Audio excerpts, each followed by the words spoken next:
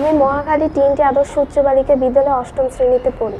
আমি সিদ্ধিশ্বরী কলেজে অনার্স দ্বিতীয় বর্ষের একজন শিক্ষার্থী। আমি নিজেই তো অসুস্থ, সেলাই মেশিন চালাই, সংসার চালাই। আমার কি সাধ্য আছে ওদের লেখাপড়া করানোর মতো? 2013 সালের 24 এপ্রিল শতাব্দীর ভয়াবহ ভবন বিপর্যয় সাভারের রানা প্লাজা ধসের ঘটনা ঘটে।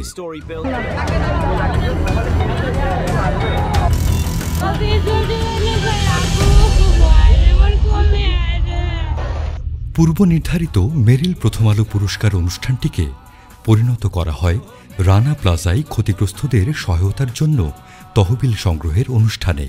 গঠন করা হয় মেরিল প্রথম আলো সাভার সহায়তা তহবিল। তারপর কেটে গেছে 11 বছর। সেদিন দেশের সংস্কৃতি বিনোদন জগতের মানুষদের কাছ থেকে তাৎক্ষণিক সংগৃহীত 54 লক্ষ টাকার সাথে দেশের সর্বস্তরের মানুষের সহযোগিতায় তহবিলে মোট জমা হয় প্রায় 2,24 লক্ষ টাকা। তহবিল থেকে প্রায় 71 লক্ষ 50 হাজার টাকা ব্যয় হয় উদ্ধার কাজ ও চিকিৎসায়।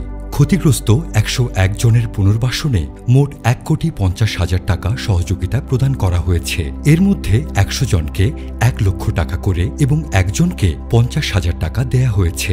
এছাড়া তহবিলের বাকি টাকা থেকে 50 লক্ষ টাকা স্থায়ী আমানতপত্র করা হয়েছে।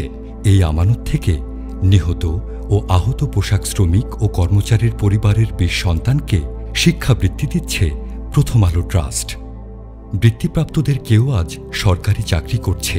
মেরিল প্রথম আলো ট্রাস্ট থেকে আমি অর্থ সহায়তা পেয়েছি। এই অর্থ সহায়তা পাওয়ার পর আমি যে লেখাপড়ার সাইডটা আমি সুন্দরভাবে কন্টিনিউ করতে পারছি, যার দরুন আমি এখন দুর্যোগ ব্যবস্থাপনা ত্রাণ মন্ত্রণালয়ে সরকারি চাকরি করতেছি।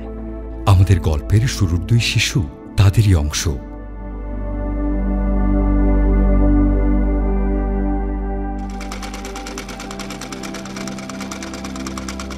যাই দেখি 9 তলা ভবন 2 তলা ভবন হয়ে গেছে একবারে। আমি যাই দাঁড়াই রয়েছি, কতক্ষণ কিচ্ছু করার নেই। ও 17 দিন পর্যন্ত খোঁজাখুঁজি করছে, 17 দিন পাইছে, তার লাশ পাইছে। তারপরে প্রথম আলো তো দিতে আছে, জিসান 5-এ পড়ে, ওই সময় থেকে দিছে। ওনারা অনেক উপকৃত হয়েছে আমার এই টাকাটা দিয়া। ওটা তো এখনো দিতে আছে 11টা বছর। যারা হারিয়ে গেছে, যারা ক্ষতিগ্রস্ত হয়েছে, আমরা তাদের কিছুই ফিরিয়ে দিতে পারবো না। যা আমরা দিতে পারি তা হচ্ছে প্রতিশ্রুতি। আর সেই প্রতিশ্রুতি থেকে আমরা আমাদের দায়বদ্ধতা এবং সামর্থ্য থেকে রানা প্লাজায় সব হারানো সেই সন্তানদের এগিয়ে নিয়ে যেতে বদ্ধপরিকর।